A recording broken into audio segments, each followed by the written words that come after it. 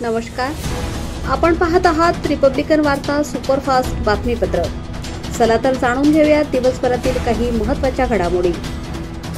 बंजारा समाजासाठी स्वतंत्र एसटी आरक्षणाची मागणी तीव्र. महाराष्ट्रातील बंजारा समाजाला स्वतंत्र अनुसूचित जमाती आरक्षण द्यावे अशी मागणी नांदेडसह मराठवाड्यातील जिल्ह्यातील समाज बांधवांनी मोर्चाद्वारे मुख्यमंत्री देवेंद्र फडणवीस यांच्याकडे केली.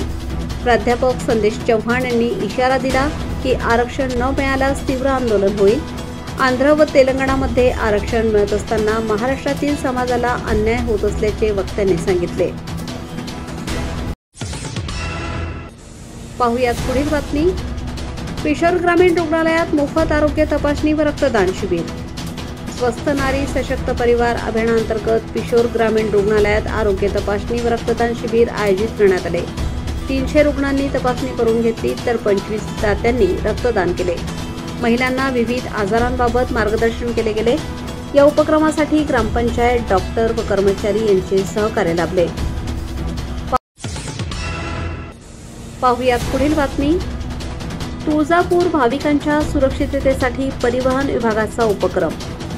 लातूर प्रादेशिक परिवहन विभागाने नवरात्रोत्सवात भाविकांच्या सुरक्षिततेसाठी महामार्गावर रिफ्लेक्टेड लावण्याचा उपक्रम सुरू केला आहे. आतापर्यंत 50 ते 60 हजार भाविकांना सुरक्षित दर्शनासाठी मार्गदर्शन करण्यात आले आहे.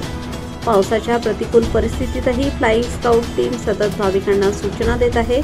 हा उपक्रम सामाजिक बांधिलकीचा उत्तम आदर्श ठरला आहे.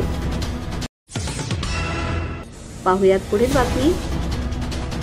नांदगाव येथे बंजारा समाजाचा भव्य मोर्चा. अनुसूचित जमातीत समावेश करण्याच्या मागणीसाठी नांदगाव येथे हजारो बंजारा बांधव सहभागी झाले. मोर्चा दरम्यान तहसीलदारांना निवेदन देऊन मुख्यमंत्री यांच्याकडे पाठवावे अशी मागणी करण्यात आली. महिलांनी पारंपरिक वेशभूषेत सहभाग नोंदवून मोर्चाला वेगळे स्वरूप दिले. समाजाने 35 वर्षांपासून प्रलंबित असलेली मागणी पूर्ण व्हावी असे ठामपणे मांडले. पाहुयात पुढील बातमी. वडोद बाजारमध्ये स्मार्ट मीटर बसवण्यावर ग्रामस्थांचा विरोध. फुलंब्री तालुक्यातील वडोद बाजारात स्मार्ट मीटर बसवण्यास विरोध करत ग्रामस्थांनी महावितरण इंजिनियरांच्या दादागिरीविरोधात तक्रार केली. आंदोलन न थांबल्यास टीपीवर चढून निषेध करण्याचा इशारा दिला. या प्रकरणामुळे गावात तणावाचे वातावरण असून ग्रामस्थांनी जिल्हाधिकाऱ्यांकडेही निवेदन दिले आहे. पाहुयात पुढील बातमी. देवणी तालुक्यात मुस्लिम समाजाचा निषेध मोर्चा. उत्तर प्रदेशातील कानपूर व शहाजहानपूर येथील धर्मभावना दुखावणाऱ्या घटनांच्या निषेधार्थ देवणी तालुक्यात मुस्लिम समाजाने शांततेत मोर्चा काढला. निवेदन राष्ट्रपती व पंतप्रधान यांच्याकडे पाठवण्यात आले. मोर्चा दरम्यान सहभागी बांधवांनी शांततेचे आवाहन करून एकात्मतेचा संदेश दिला. पोलिसांनी कडेकोट बंदोबस्त ठेवला होता. पाहुयात पुढील बातमी. मुंजवाड शिवारातील विहिरीत पडलेल्या बिबट्याला जीवदान. नाशिकच्या मुंजवाड शिवारात 70 फूट खोल विहिरीत पडलेल्या बिबट्याला वनविभागाच्या कर्मचाऱ्यांनी शिताफीने बाहेर काढले. या साहसी बचाव कृतीसाठी नागरिकांनी वनविभागाचे कौतुक केले. बिबट्या सुखरूप बाहेर आल्यानंतर वनक्षेत्रात सोडण्यात आला. या घटनेनंतर गावकऱ्यांमध्ये भीती आणि आनंदाचे मिश्र वातावरण होते. पाहुयात पुढील बातमी. फुलंब्री तहसील कार्यालयातून हायवा ट्रक चोरी. फुलंब्री तहसील कार्यालयाचा गेट तोडून अज्ञात चोरट्यांनी हायवा ट्रक पळवला. घटनेबाबत पोलीस ठाण्यात गुन्हा दाखल करण्यात आला असून तपास सुरू आहे. चोरीमुळे तहसील कार्यालयाच्या सुरक्षेवर प्रश्नचिन्ह निर्माण झाले आहे. स्थानिक नागरिकांनी गुन्हेगारांना लवकर पकडण्याची मागणी केली आहे. पाहुयात पुढील बातमी. नाशिकमध्ये आदिवासी समाजाची महापंचायत.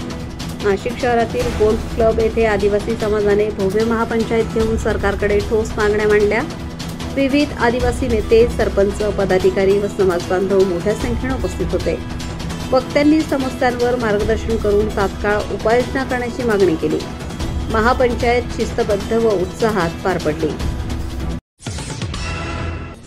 पाहुयात पुढील बातमी. माजलगाव तहसील कार्यालयासमोर धनगर समाजाचे धरणे आंदोलन. एसटी आरक्षणाच्या मागणीसाठी माजलगाव तहसील कार्यालयासमोर धनगर समाजाने 1 दिवसीय धरणे आंदोलन केले. दीपक बोराडे यांच्या उपोषणाला समर्थन देत संविधानिक आरक्षणाची मागणी करण्यात आली.